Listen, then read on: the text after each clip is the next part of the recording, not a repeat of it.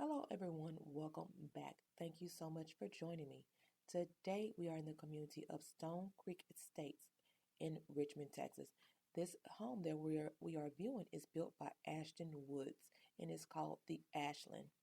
The Ashland is a four-bedroom, 3.5 bath home. It is a little under 3,500 square feet, and the starting price is going to be in the mid $500,000 range.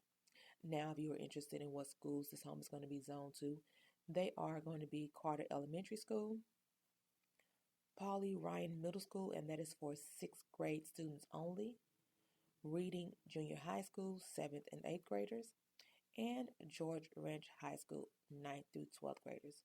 Now, the interesting thing I found out about this community is that, of course, it is in the HOA. Currently, the HOA fee is only $750 a year, but they have a lot of amenities to go with this community. They have splash pads, resort style swimming pools, playgrounds, walking trails, and tennis courts, just to name a few. If you are interested in this community, this builder, or have any other real estate questions, please leave them in the comment section below, and I'll be more than happy to answer them.